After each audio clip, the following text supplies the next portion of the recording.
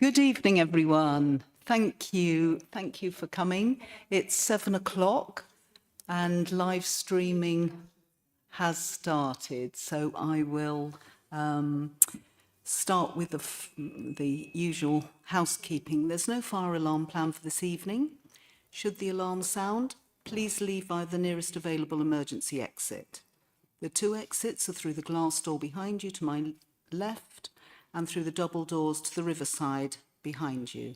Please meet at Tower House car park. Members of public are welcome to make their own recordings of the meeting using whatever non-disruptive methods they think suitable. I'd like to remind everyone present at this meeting that this meeting is being minuted, recorded, filmed and made available to view in live and archive form via the Council's website. If you're seated in the public gallery, it's possible that the cameras may capture your image.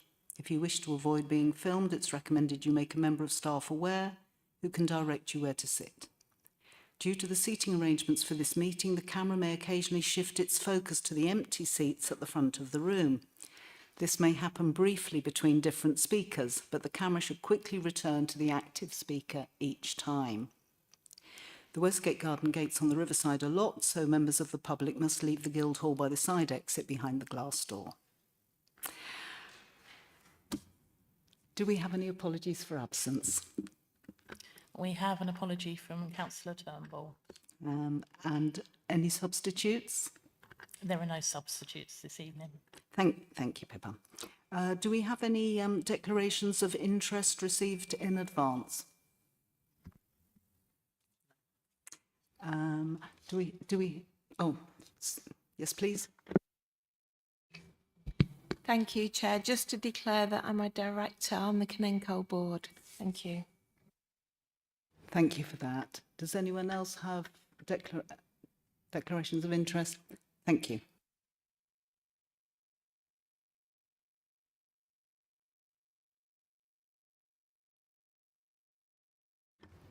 Just to confirm that we have no public speakers for our meeting this evening.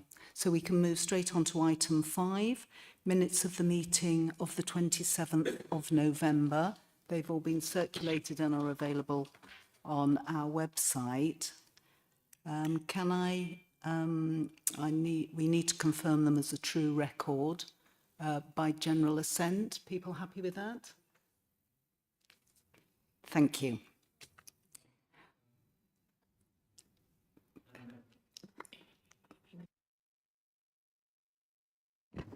Just one slight amendment.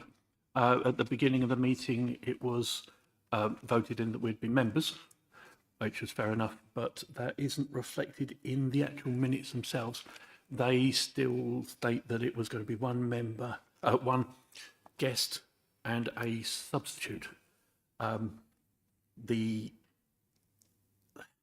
no point at that first part of the meeting were either of us members, which is reflected in the vote for the chair. Sheila's assent wasn't made note of. Thank you for that, Mike.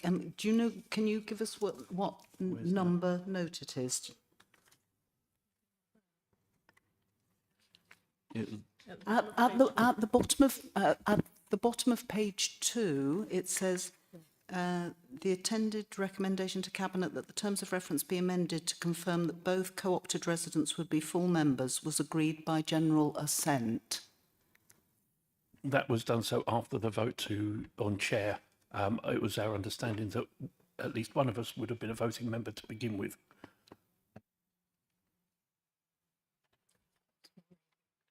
I'm going to hand over to an officer. Thank you. Thank you, Chair.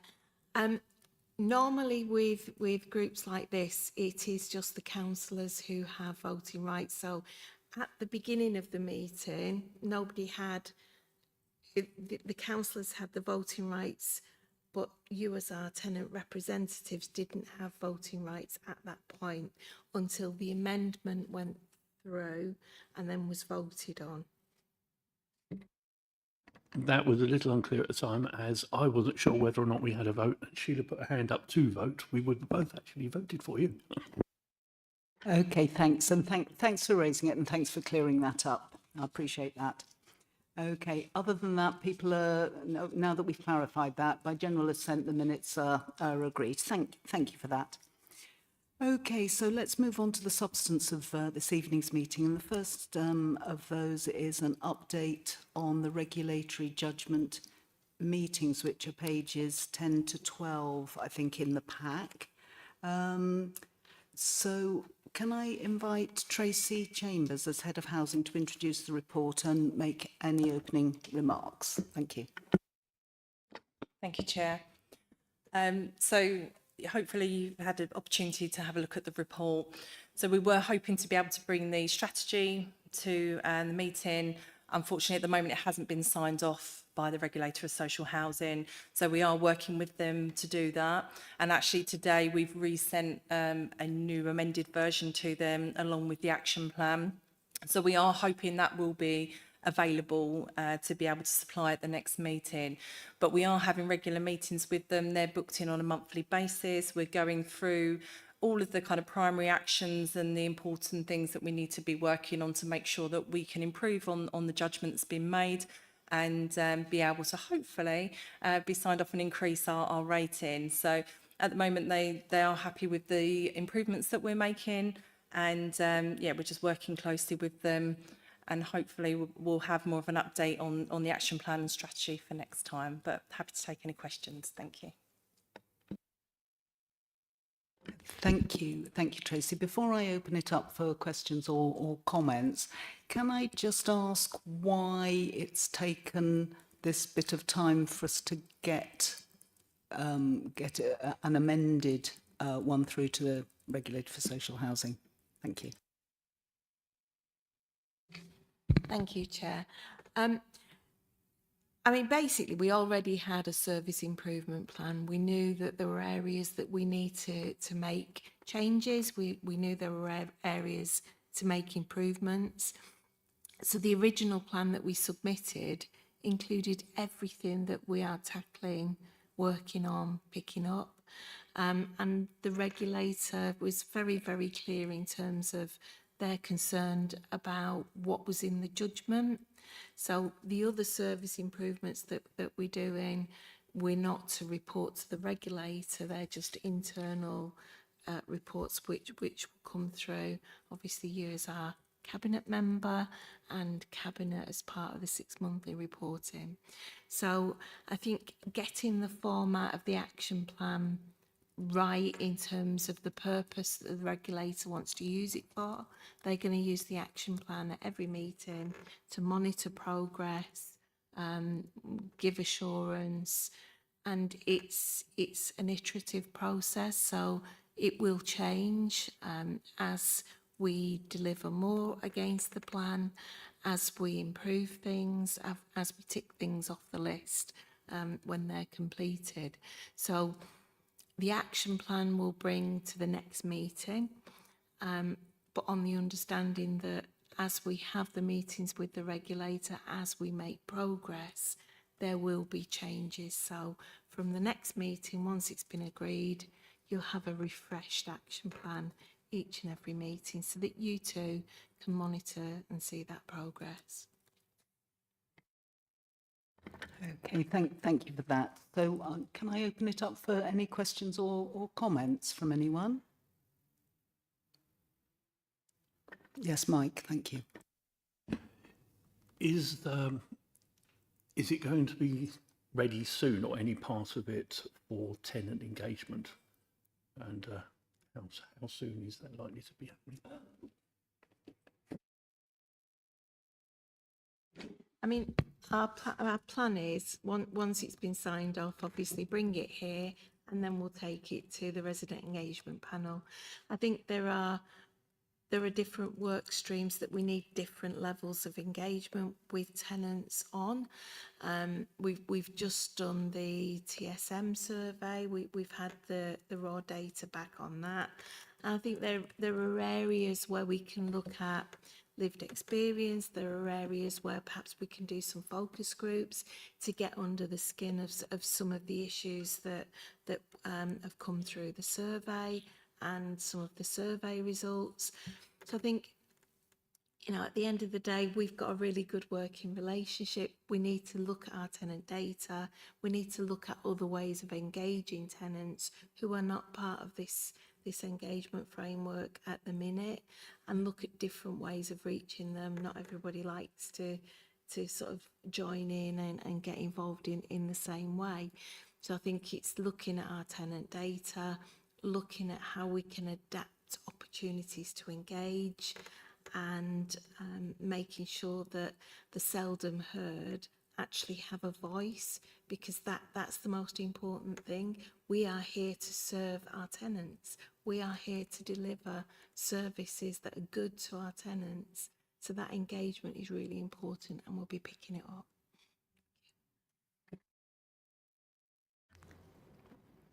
Thank you, Marie. Do you want to come back on that, Mike? And just quickly, so we're looking at a little bit over 3 months before things are in place that can be rolled out tenant-wise after the next reported meeting here. So the next meeting is April. We will bring it to rep after that meeting. But I think that we can start the conversations around tenant engagement and how we can broaden it and what other opportunities there are before that. So maybe we could take that out of this meeting and come up with a plan. Thank you. Just to finish off on that point, I'm wondering. I will come to you, Rachel. Sorry, I had seen. It may well be that some items want to be reported as specific items for rep, but as tenant representatives yourself, Mike and Sheila too, I think reporting back on a general basis about the meetings and how you feel they're going and whether things are moving in the right direction or not will be an important, maybe standing item for rep. But obviously that's for you as the rep leads to decide. Thank you. Rachel. Yeah, thank you. I wondered if you could just give us a flavour of how the meetings have gone with the regulator. I mean, obviously, their requirement is for the strategy and service improvement action, but it would be really useful for us just to know what the tone of those meetings are like and what's being discussed as well. Thank you. I mean, we've developed quite a good working relationship. It's very open, it's very honest, it's very transparent. I think one of the things that the regulator said to us in terms of the feedback that they gave us verbally was that, you know what needs to be done, and we are sure that you've got the will and the skill to turn this around and change things.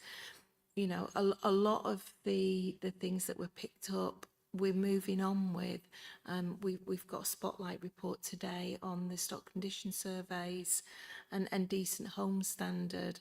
So although it's taken a while to get the action plan signed off, the work to actually make improvements and change things is underway, and you know, we're doing that. Obviously from their point of view, it's not just about us saying, yes, we've done that and we're moving on to the next thing. They very much want to see that we've looked at the root causes, that we've done things to address root causes, because from their point of view, it's about making change, making improvements, but making sustainable improvements so that things continue and things develop and that we achieve that compliance. You know, the messaging has been very much about, you know, the judgment outlines what you need to change, what you need to do better, what you need to improve. The meetings is about testing that progress and testing the assurance. So it is about giving evidence and showing that real change has been made and that we are picking up the root causes and tackling it. And, you know, the message from the beginning was around, okay, so work towards this, and what you're working towards is a regrading once you've achieved that. But yeah, very positive. We take on board their feedback. yeah, it's a positive relationship.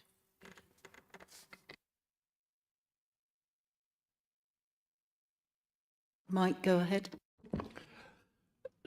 Are the regulators giving you a timeline, or is it far more kind of relaxed than that? They're just expecting results on a regular basis. What's the kind of structure of movement on it? Thank you, Chair.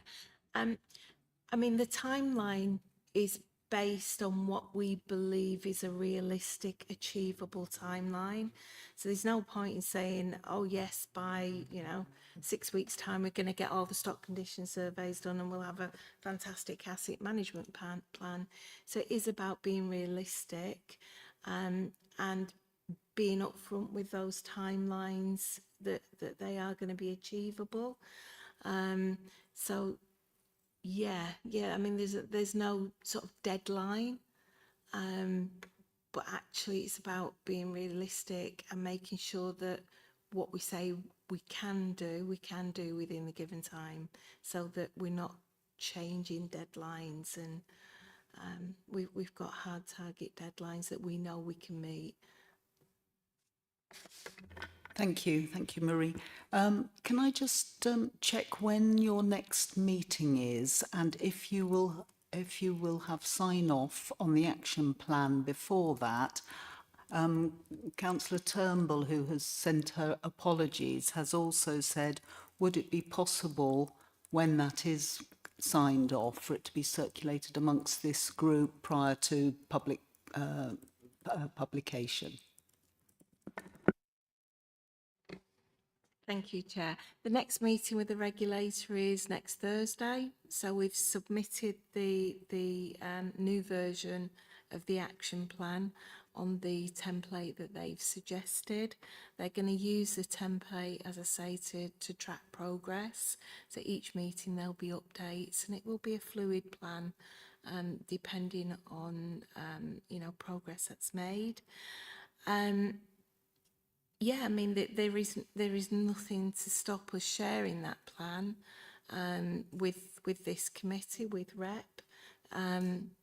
What we would be looking to do at the next meeting is getting your sign off on that plan, so that we'd be looking for a recommendation from this committee for Cabinet to adopt the plan. Yeah. Okay, yes, thanks for that. So once you've had your meeting next week, and hopefully it's it's agreed between the RSH and yourselves, and you'll be working to it, then it can come to our next meeting for sign off, but can be circulated to members of this committee before then. Okay, thank you. Have we got any other questions or comments on this item before we move on? No? Okay, thank you. So we've heard that the meeting's next week, and that we've talked about how we will keep REP informed, both about some specific areas, but also more generally through our tenant representatives who are members of this committee. Thank you. So let's move on to item 7, which is spotlight on complaints. I love this phrase, spotlight. It kind of, I have a little sort of cabaret singing and dancing vision in my head. So that's on pages 13 to 18 of the papers. So can I invite, I think it's Tracy again, you're going to introduce the report and make any opening remarks. Thank you. Thank you, Chair. So we decided to focus in on complaints because it's kind of one of the key areas that was picked up in the judgment, but also it's something that we'd already identified with the Housing Ombudsman as part of their self-assessment process. So we were already doing a lot of work with complaints, and we have been kind of over the last 18 months or so, especially trying to make sure that we can meet those targets that have been set and make sure that we're doing the best we can with the complaints to deliver on those and provide the best service for our tenants.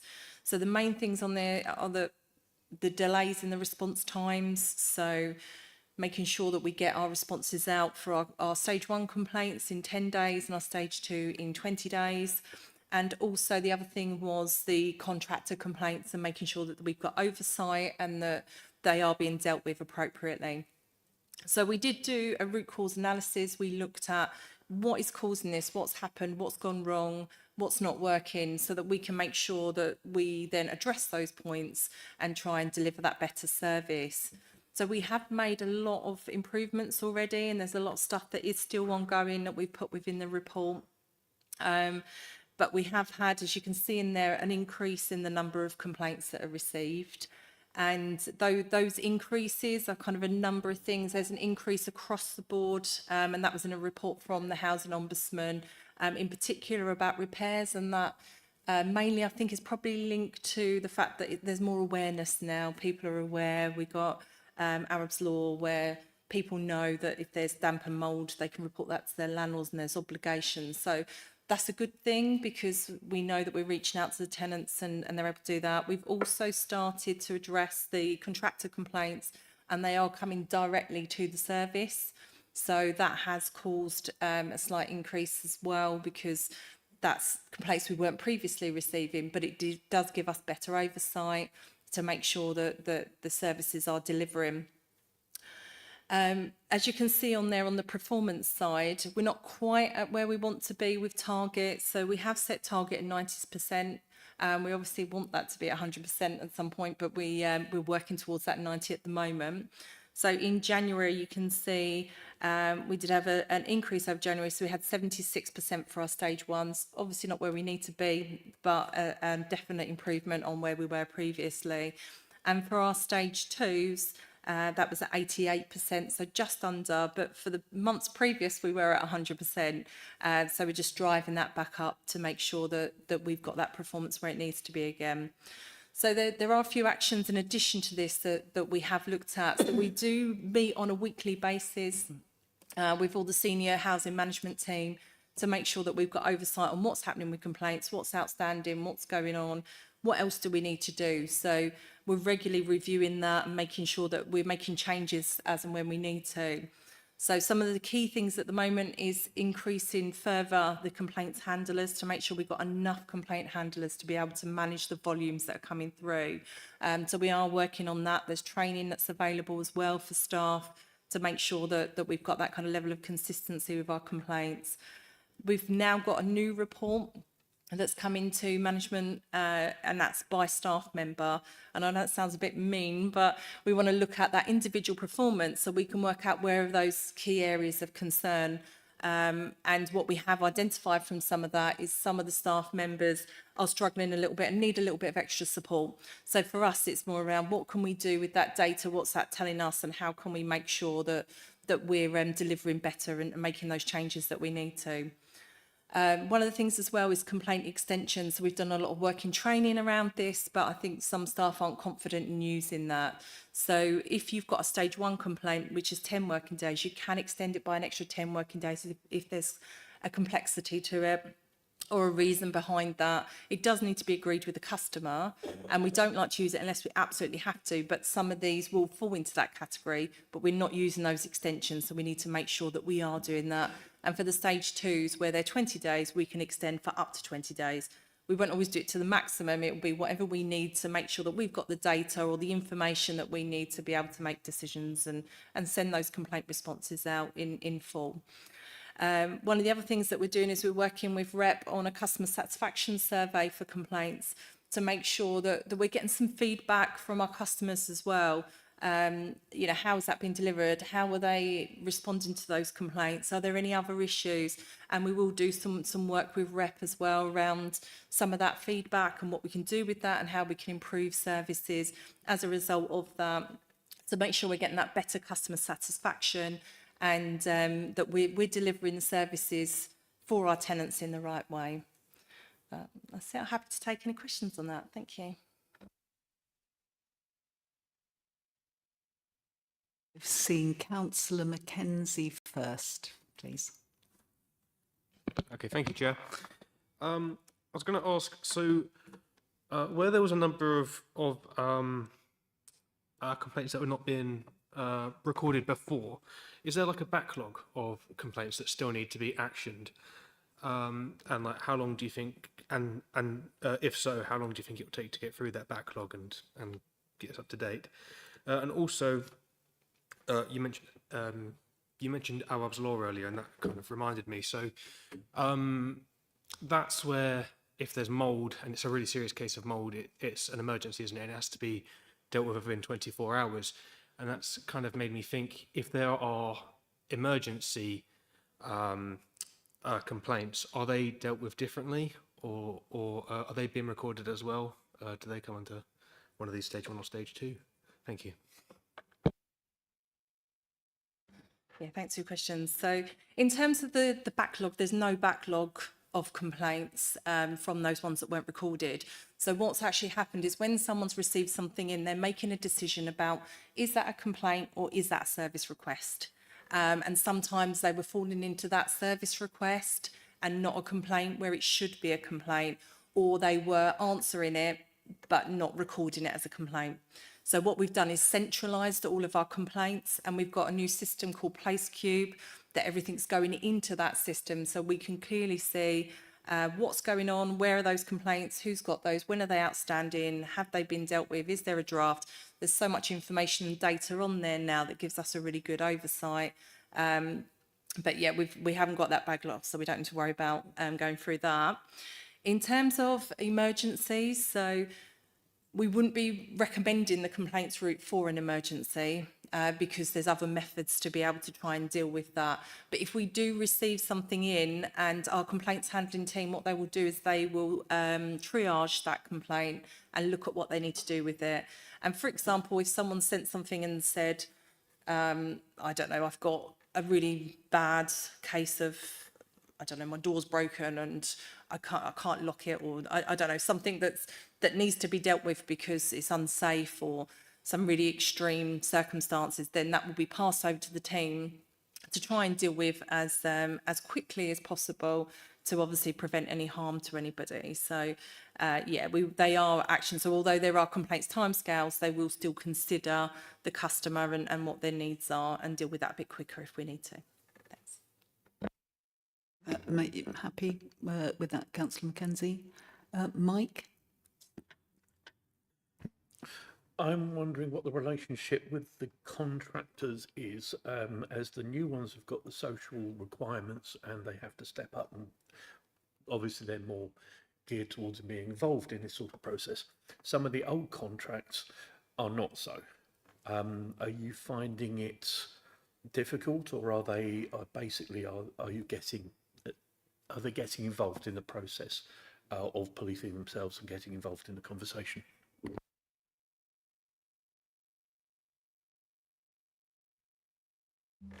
Thanks. So yeah, we've got a team that work within our facilities management who contract manage those contracts. So they will make sure that they're delivering in terms of what the contract is set out and what they should be doing. Totally appreciate there are some that are more difficult than others, and the team are well aware of that, and they've been having more intense contract meetings with the providers where there have been issues. So yes, some are easier than others, most definitely, but the team are doing a really good job in trying to manage some of that, and I think that's really helped by them receiving those complaints, so they can see where the issues are, what's happening, what's going on, and making sure that they're holding those contractors to account, and that they're delivering how they should be delivering. Hopefully that answers what you said. Thank you. Just slightly off base, are they happy to be involved in this increased responsibility role? Are you having the same conversations with them about the systems and how they progress as you are with the tenants and how they progress and the council? Are they all working in? Alexis, would you like to answer that? Thank you. Yes, we are. So with our team members, they are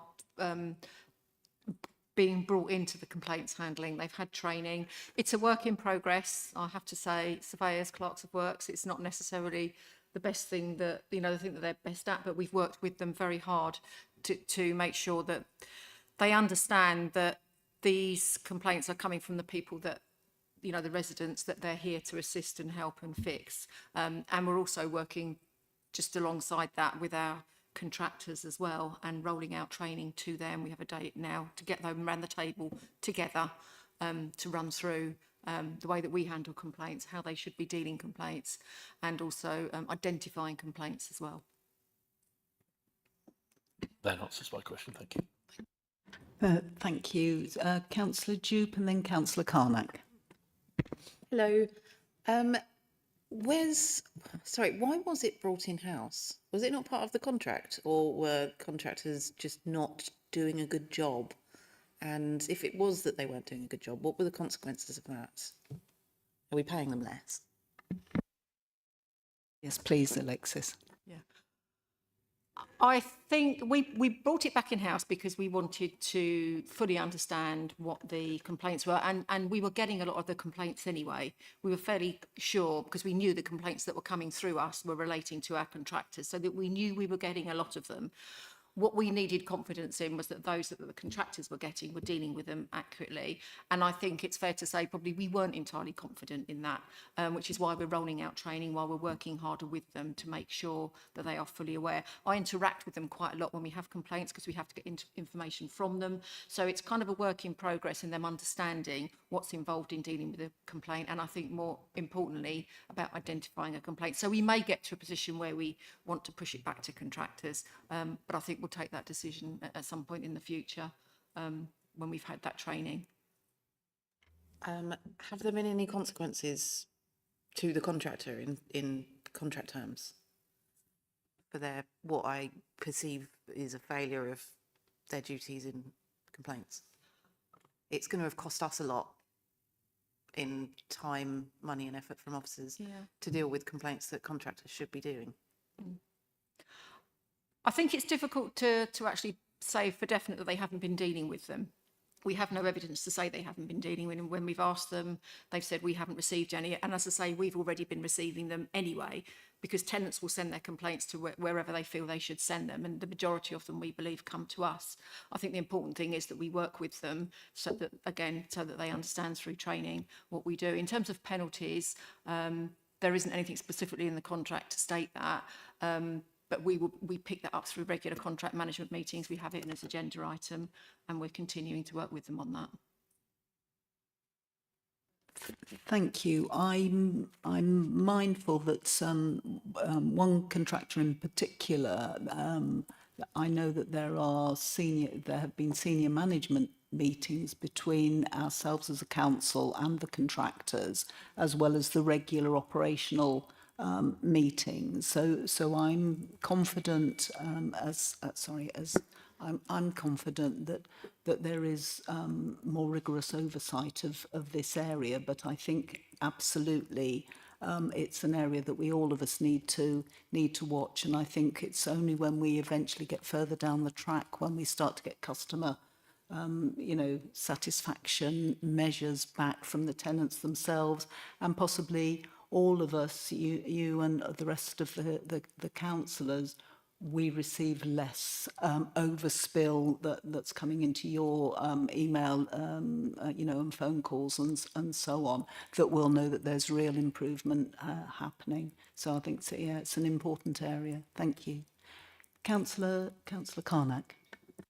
Yeah, thank you. In the root cause analysis, it says that KPIs were in place but were not being reported to senior management. Can you just explain a bit more about that? What KPIs they are, and where they were going, and why they weren't being reported, and what has been done to rectify that? Thank you. Yeah, sure. So in terms of the KPIs, they were there and we had them, and they were being recorded, as I say, but unfortunately they weren't being fed up to the senior management team, so what we call MT. They were within the service, and it was more of a service thing to make sure that was being delivered on. But now there's much more oversight, and so there's quarterly reporting that's going into management team for them to have that oversight. And we're, as I say, having that weekly oversight on that as well, because that has been picked up as kind of a key area that we need to be focusing on and that we need to make sure is increasing and improving. So in terms of the KPIs, we look at the number of days to respond, the number of complaints that are falling outside of those timescales. So they're all reported in. So if there are issues, then we can be held to account by the senior management team. Hopefully that answers. Thanks. Yeah, thank you. Are those KPIs also going to Cabinet and to scrutiny? Because they should be part of those reports on housing, shouldn't they? Yeah, it's in the Cabinet report. So we do a 6-monthly update on all of the housing services, and the report contains information on complaints as well. And I think the last one we had a full report as well on complaints and everything that's happened and learning. So that is available if anyone wants to have a look at that. That would have been in December that we went to Cabinet on that. But we do regularly update. Yes, thank you. You happy with that, Councillor Carnac? Yes, I mean, I think I'm conscious that there was a disconnect between what was happening, you know, within service delivery and the higher levels of scrutiny, and then obviously the governance arrangements. And now that we've made that connection. Yeah, definitely. Because I mean, you know, because there's a failing there, isn't there, on responding to complaints, and that information was there available in the council, but it's not been getting through to either the senior management team or to the Cabinet members or the scrutiny members who should be seeing that. So I think that's a really important step that's now been rectified. Thank you. Yes, and I think that's will be will be a major driver for the service improvements that I know everyone wants to make, and we're starting to see those benefits. I'll come to Mike, and then to Councillor Mackenzie, and then Councillor Forrester.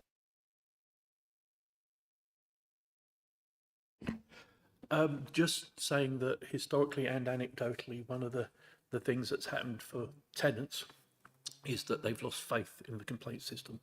And so a lot of these things, as you've got an increase, and we've been pushing people to report, etc., but there's still a lot of people out there who have tried complaining, been sent to the supplier or the contractor, been told, oh yes, we're dealing with it, or no, we don't deal with that. And it became a little bit of a toxic mire. It's good to see that it is actually going through the council at the moment. This way you can actually see what's going on, and it's refreshing because it does actually seem to be making a change, at least to some of the tenants that I know. Thank you. Yes, thank you for that comment. I think it's really important, because what if people don't think that there's any point in making the complaint, and trust is lost, then I'm hopeful that the increase in the complaints, has a number of explanations, but that one of them is an increase in confidence that someone's going to do something about it. And we will keep looking at that to see whether that's borne out in practice. So Councillor Forrester, and then Councillor Mackenzie. Apologies for getting it the wrong way. No, thank you, Chair. I just want to, can I ask you a question first? Just following up what you said. You said it's a change. Is that a change in behaviour or confidence, or both? A change in both. The behaviour had to change for there to be a different result, and that result is what's kind of leading the charge. Some of the situations that I've seen have been escalated a little bit, or they've been uncovered, and they've been acted on fairly swiftly, and have actually made changes to the way things are done. And a systemic change is a really, really powerful thing, especially for the people who are experiencing the problem.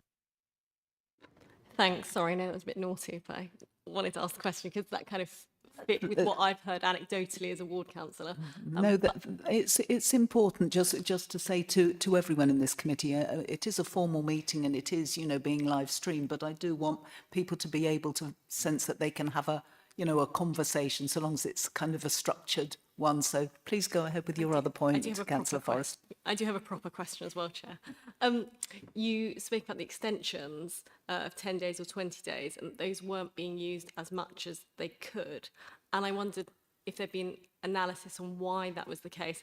Is it that people didn't know how? Is it that there's barriers to do so, you could have manager sign off? Or is it there's sort of intended or unintended disincentive? So are those tracks and people think, oh gosh, if I've got more extensions than you, people think I'm not as good? Or, you know, what's the behaviour that's led to that? Yeah. So in terms of the extensions, a lot of it is around them understanding that they can do that and in what circumstances they can do that, which is why we provided the training to staff. So what happens when you get the extension, your complaint's then not out of time. So it becomes an in-time complaint, which means that you get a better record than perhaps your colleague that then is outside of time. So it should be used when it needs to be used. Obviously only in the right circumstances, but in the main it is about people understanding that that is available, how to use that. But we do scrutinise that, so it does go through our complaints team before they're allowed to have that extension. So it's not just, oh, I can't make that timescale, so I'm just going to do an extension. It doesn't work like that. It does have to be extenuating circumstances why we do that. So we're hoping having that increase will help with some of the timescales around that and some of those being outside of those timescales. And we'll obviously keep monitor on that. Thank you. If I can follow up, Chair. And then, thank you, that was really helpful. And then we're tracking those extensions. So we're seeing if there are particular topics or locations or anything else that's triggering more extensions than otherwise. And then are those being addressed? So I don't know. Are boiler issues causing more extensions than, I don't know, another issue that I can't think of. And so, sorry. And so are we then tracking and being like, what's the issue with the boilers as opposed to doors? Doors are fixed really, sort of more quickly, boilers are not. Those are probably terrible examples. Sorry, my mind went blank. No, that's okay, that's fine. We aren't at the moment, I'm going to be honest, we aren't, and it's because it's not an issue. We're not using it on a massive scale, so there's no need to kind of drill in to say, well, what's going on there? If 50% of our complaints were extensions, there'd be an issue there, and we need to say, well, hang on a minute, why are we doing that? But because we have that scrutiny from our complaint service, there's not really the need to do that. But in terms of complaint extensions, it might be someone's reported an issue for a property, but we want to go out and see what's going on or visit that person and get a bit more information before we do that response. And sometimes you can't do that within 10 working days. So what we do instead is we might say, right, we're going to book an appointment with you, do it as soon as we can, but it might take a little bit longer to be able to send that response. So that might be why we extend, but it's always in agreement with the customer. But say at the moment, no, we're not. But if it becomes an issue, we certainly will look at it. Thank you. Thank you for that. Before I come to anybody else, can I just check that the it was Councillor Mackenzie. I'll come to Councillor Mackenzie and then I'll come back. Thank you. Okay, thank you, Chair. I was going to ask, so like the other side of complaints is how they're resolved. So is this something that we would be considering in this report, or would it be a separate thing about how complaints are resolved? And I know that customer satisfaction forms notoriously in a lot of organisations have a low response rate, but do we try and track customer satisfaction of how complaints are resolved, and is that something we can look at in this committee? Yes, so one of the actions that we're doing at the moment is to work with REP on that satisfaction survey. We'll also be working with the comms group in terms of how can we deliver this in the right way to get the best response. So we would be looking to send it out to every single person that's had a complaint. As you say, with surveys, you do tend to get a low response or someone that has a particular issue that wants to put that across, but we want to try and get that information from everyone. So we will work as best we can with our tenant reps to try and work out the best way to send that survey out or to get that information from those customers, and then we will take that approach to doing that. But you are right, it's really important to understand were the customers satisfied? And not everyone is going to be, but did we handle that complaint in the right way? Did we deliver it correctly? Did we do all the things that the tenant would expect of us? And then making sure that we're taking away any learning that comes from that and then working on that to deliver the service in a different way. Thank you. Yes, you want to come back, Councillor Mackenzie? Yes, please, Chair. And can we see some of that information at this committee at some stage? Would that be okay? Absolutely. If you'd like us to bring something back once we've done the survey and we've got some responses on that, absolutely happy to do that. We can do a new spotlight report for you. Thank you. Yes, I think by the nods around the room, I think that that would be appreciated. Thank you. Councillor Jupe? My mind also went blank when I was talking earlier and I forgot what I was going to say, but Harry reminded me, this might not be the place for it. It might be the next deep dive. But do we have any info here on whether the complaints were upheld, not upheld, why they weren't upheld? So is that the next one? We hold that data, and if you'd like to see that, we're absolutely happy to share that with you, whether you want us to circulate that after this meeting or whether you want us to provide that in a report separately. Happy to provide that however is most useful to you. Thank you. Okay, how would I think the committee would like to see that information. I'm just wondering whether you would like to have that circulated after.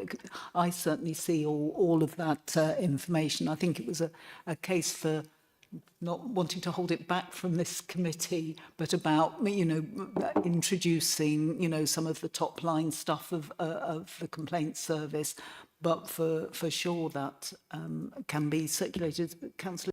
I don't know if you know off the top of your head, out of like 300 complaints in the last 6 months of the year last year, how many were upheld, do you know? Put you on the spot. I'm going to have to say I don't have that data on me because I don't want to get it wrong. If our complaints person was here, he would know all of the stats to the top of his head for you.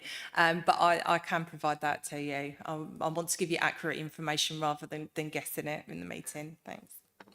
Just to let the committee know, it's pretty much, I think, a 6-page document weekly that comes back, so there is quite a lot of detail. But on behalf of Councillor Turnbull, she did ask another question, so with the leave, I'll introduce that.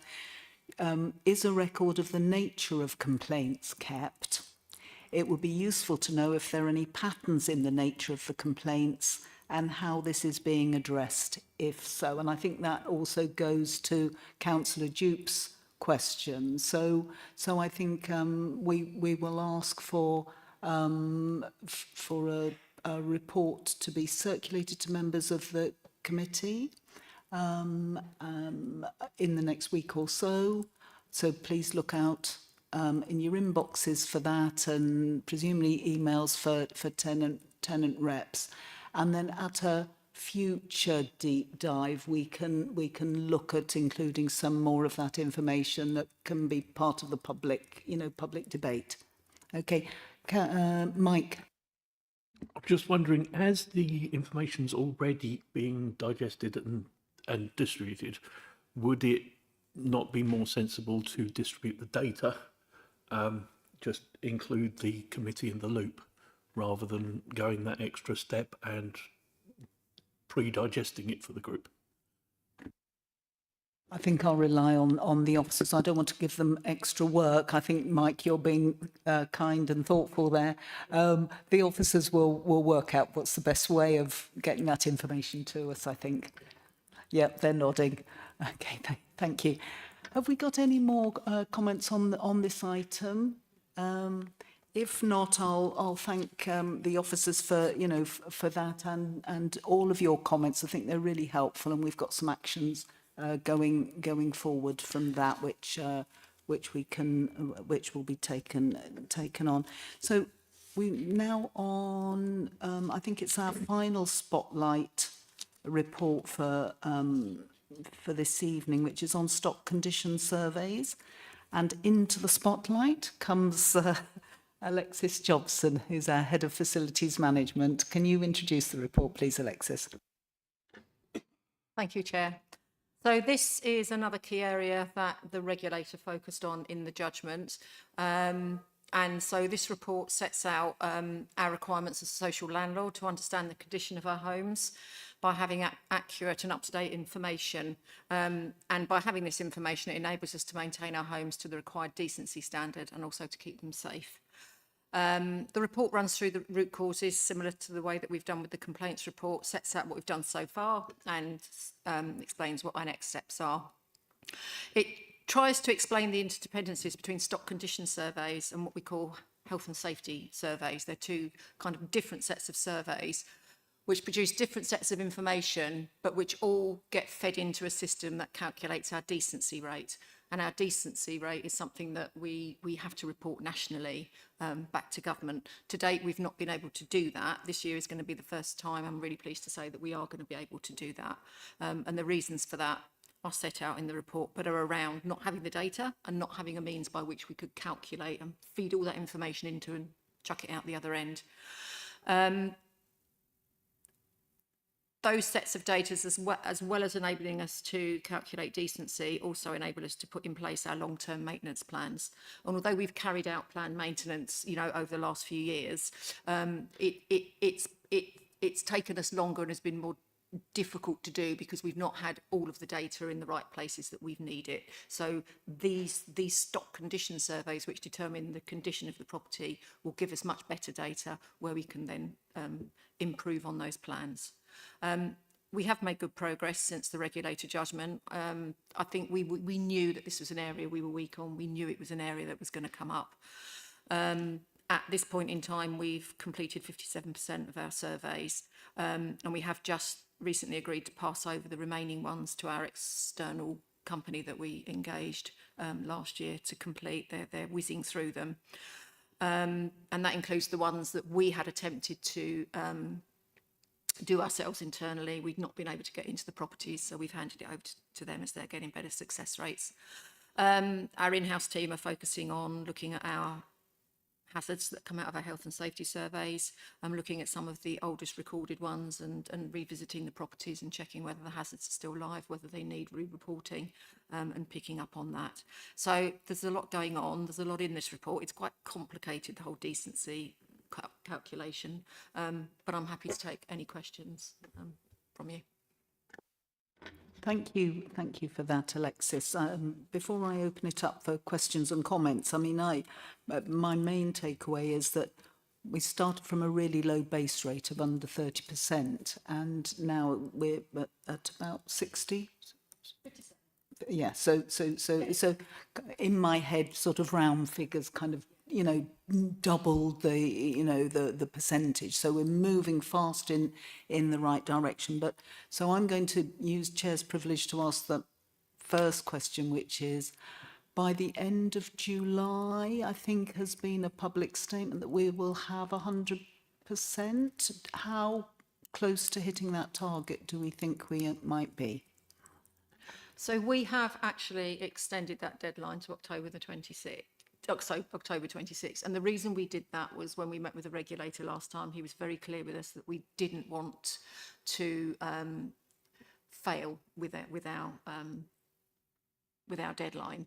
So we are making really good progress. I'm fairly confident that we will have probably most of them done by July, but we wanted to give ourselves time to make sure that those hard to access ones, which we know will come back to us to deal with, we give ourselves some extra time to be able to really tie all that down. So I'm envisaging that we will get most of them, if not all of them, the ones that we can, done before October 26th, but that is what we have given to the regulator for this next meeting. And do we know if the regulator was happy with that? It will be at the meeting next week. I believe he will be. He encouraged us to review it. Okay, thank you. I'll be quiet now, and I'll ask other people to put their hands up for Councillor Mackenzie, Councillor Carnack, and then Mike. Thank you. Okay, thank you, Chair. I've got 3 questions, I'm afraid. First of all, I'd like to clarify, because you mentioned that East Kent Housing, they used the cloned data. So is that we're not using cloned data anymore? Is that, or are we still using cloned data? So that's the first one. It's mentioned about the 30% success rate in reaching hard to reach people. That's good, but what are we doing to reach the remaining 60%? And are we going to go back to that 30%? And like, how are we going to reach those communities?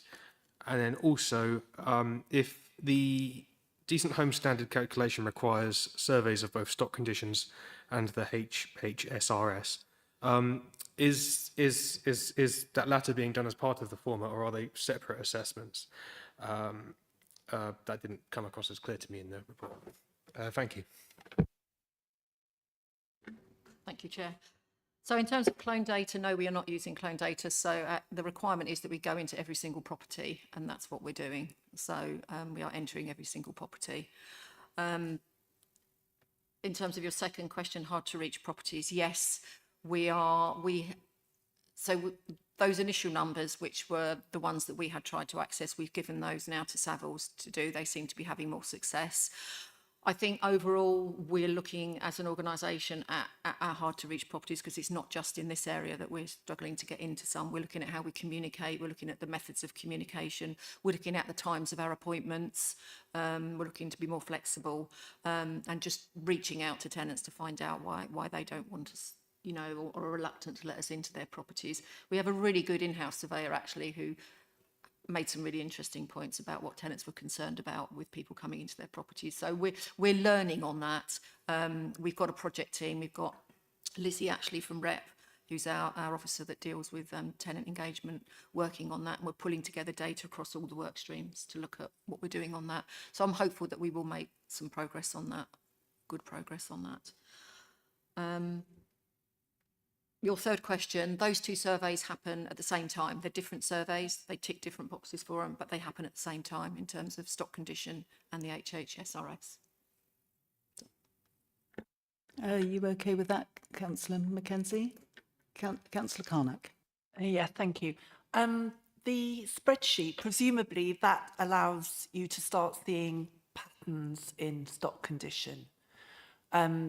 Can you give us any indication of what you're seeing? So I just imagine that, you know, as a ward councillor, you get to sort of understand where there are issues in certain safe roads with accommodation, or in certain blocks. There'll be some blocks of flats that are, you know, have got minimum problems, but you've got others that have obviously got bigger issues and stock condition issues. And I'm wondering how much this spreadsheet will actually help the council in addressing some of those issues. So rather than seeing property on a case-by-case issue, you'll actually be able to say, this road here has got an issue with its windows, or with mould, or with whatever. And I just wonder if you can sort of explain a bit more about that process and how that might aid now in terms of being able to be a bit more proactive on dealing with stock condition issues. Thank you, Chair. So in terms of the stock condition data, that will relate to whether the property is in good condition, poor condition, and will relate to things like the age as well of the property. So we'll look at your main features like roofs, windows, doors, structural issues, all of that. And yes, you're right, we haven't done that piece of analysis yet, but that is the next piece of work that we've got to do in terms of look at all of that data and look at those patterns and look at where those work, you know, where there might be issues with localities or types of properties. There are various factors as to what can create those kind of specific issues in specific areas or trends. So that will be the next piece of work, which will then very much feed into our longer term plans to fix, and some will be more urgent than others. In terms of the spreadsheet is very much geared towards the hazards that come out of the housing health and safety rating system. So they relate to a number of predetermined types of hazards like damp and mould, like tripping hazards within a property. They're quite broad. So those are ones that we would look at and deal with in terms of urgency and priority, because some of those will fit into categories that we need to deal with quickly. And we can draw that information out now from that spreadsheet and look at what needs to be done straight away. I hope that's answered your question. Yeah, and I think on damp and mould, that's probably an interesting area because it will hopefully demonstrate where there might be an issue in a flat or a home.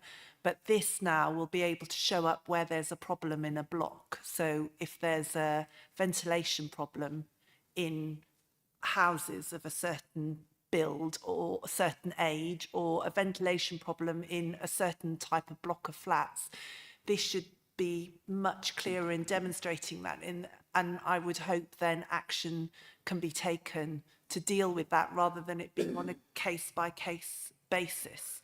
And, you know, people being told, oh, open your windows or whatever, which isn't necessarily a help because there's a bigger issue there with mould and damp. So yes, so I think this is a good step forward. Thank you. Thanks. Yes, please do, Alex. Reminded me of, and I should have remembered. We are alongside all of this. We have a project using government funding for retrofit, which is going to, at the moment, we have a plan for just over 800 of our homes to look at the thermal insulation in those properties and bring them up to standard. So that works alongside a lot of what you're saying, but exactly what you're saying is where we want to get to. Rather than be reactive with our planned, we want to be more planned with our planned and know the areas that we need to carry out works. Yeah, no, thank you, because I think thermal insulation is an interesting one because just anecdotally, I know from some houses in my ward that it was, you know, donkey's years ago, whenever it was it was put in very badly and very thinly. So it's almost like there is no thermal insulation there at all. So yeah, I welcome that. Thank you. Yes, before I come to Mike, I'm just going to come to the Officer Marie. Thank you, Chair. Just to add as well, obviously Alexis touched on, once we've got the stock conditions surveys and the data, it's then about producing longer term asset management strategies, which exactly picks up your point, Councillor Carnac, of tackling systemic issues in that are common to certain build types and archetypes of properties. The other part of this is once we've got the stock condition survey data and we've got that whole picture, it's about using that data to remodel our HRA business plan. So looking at the asset management strategies, the longer term, it's about using that data and running some financial viability options around that investment. So it is about the medium and long term, as well as the HHSRS picking up the short-term issues that can be solved straight away. Thank you for that. I'll come to you, Mike, and then to Councillor Duke. Yeah, the HSRS. You'll be picking up all sorts of issues as you do that, clearly, and they'll all be categorised. I'm wondering how much of them would be issues that should have been reported by the tenant and haven't been, or ones that have previously been reported by the tenant and haven't been sorted out.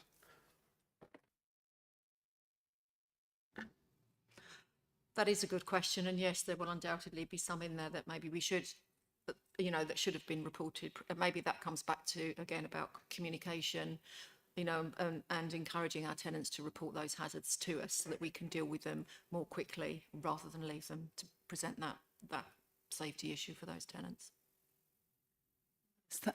Thanks for that. And I think that the issues of why tenants don't goes back to, you know, a number of issues, you know, trust, communication, some vulnerabilities, some, you know, or past poor experiences with the council as a landlord, for example.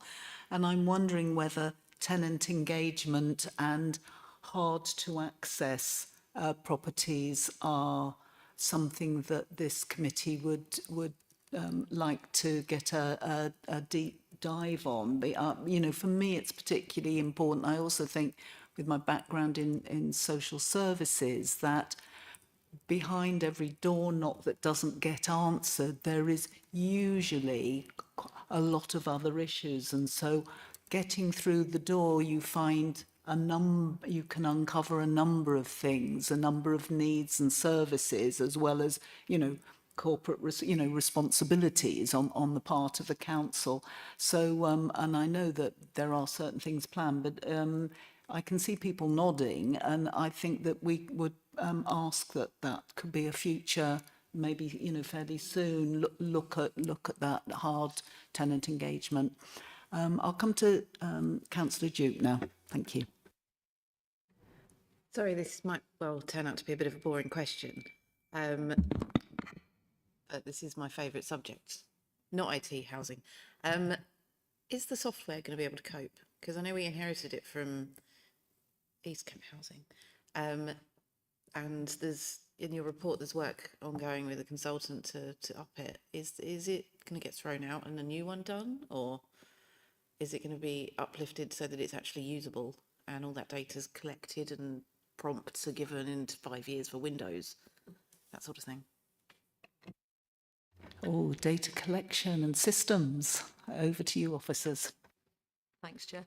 Yeah, I mean, the system we have is a system that's used by many, many local authorities. And I think it's fair to say the one, and we inherited it from East Kent Housing, it was kind of pulled to pieces and we were given what we were given, and we've struggled with it, I think, to use it properly and to get it to work for us. So this piece of work is really very much welcomed. I think at the moment there are no plans to get rid of it. I think we are looking to make sure that it works as we need it to work and to do the pieces of work that are most important and will have the greatest benefit first.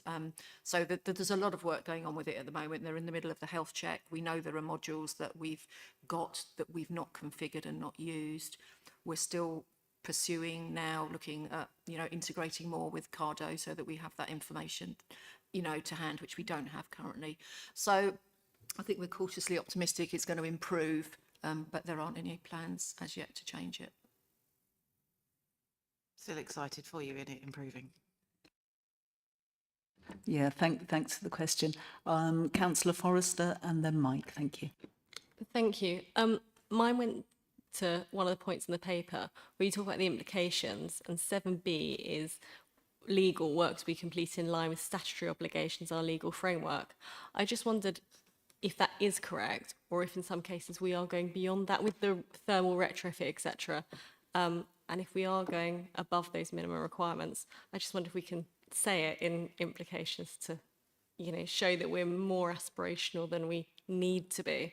And so, yeah, tenants and the public generally know that we're doing more than the minimum, because I think that's really important in building that relationship and the confidence. Thank you for the comment. Mike? You mentioned that Cardo is kind of being part of the system, the software.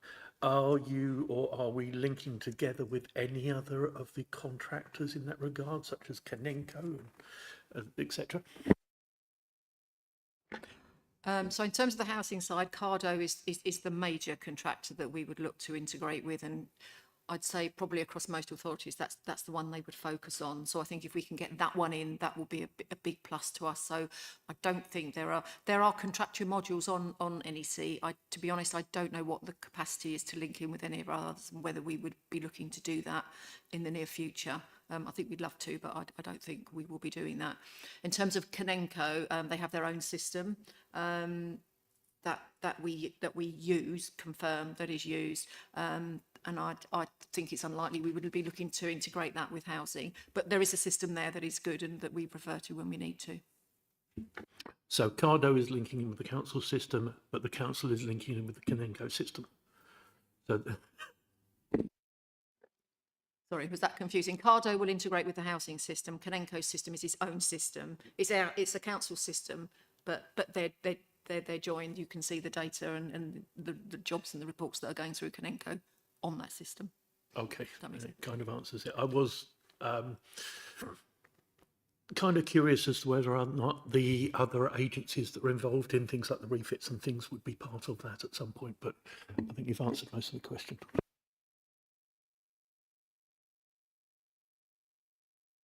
Thank you. I just wonder whether, just going back to the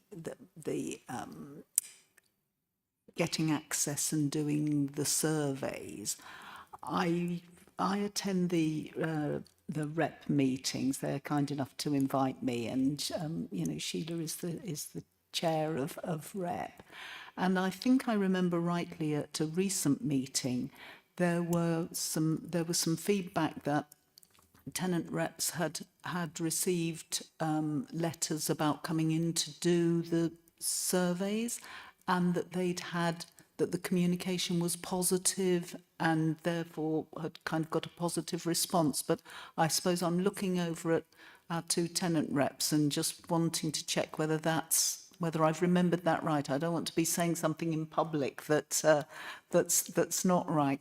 Could I just check if that's correct? You are basically correct, but we keep on saying that you can't use just one system to contact all tenancy, because there are some people who are not online. Some people think a letter from the council, put it in the bin, we don't want to know. And they don't all read the magazine either. It's something that has to be worked on for all tenants to fill in any questionnaire. And we are working on the comms group with that. Okay, yeah, thanks for that. I think that for me underlines the fact that they're sending a letter through the door with an appointment to come doesn't always result in the person, you know, being there or welcoming that letter or even having read the letter. And we do need to make sure that we have multiple ways of contacting all of our tenants. Thank you. Mike. With addition to that, that's part of the picture. But that company itself, when they turned up at the doors, were also very, very good. They were very understanding. They were very clear. They weren't pressuring. They were probably one of the best visits that I've had and that many of the other tenants have had. All in all, letting them in to do the actual survey was not a hardship, not an issue. There was no kind of them and us. It was the way it should have been for so many years with so many different of the contractors. That's very good to hear. Thanks. Yes, Alexis. I was just going to build on that actually, because I think what happened when Saville sent their letters through to us to send out, I know we sent them through to the comms group and also to our internal comms group. So we were at that point starting to get ahead of the game in terms of making sure that the letters we were sending out, you know, were written in the right way. Thank you. Yes, and we can return to that in a future deep dive. Have we got any other questions or comments about the stock condition? In which case, I'll thank Alexis and the officers for their reports and answering our questions and taking back our comments. Was I meant to ask for them to be noted by general assent as we went by? Okay, can we take them en masse, those three reports, the update on the report to the social housing regulator and the spotlight on complaints and the spotlight on stock condition surveys by general assent, noted. Thank you. Sorry about that, that was a fail on my part. I don't think we've got any other urgent business to be conducted. So in that case, I'll say that the meeting is closed at 8:15. Thank you very much. Thank you, Pippa.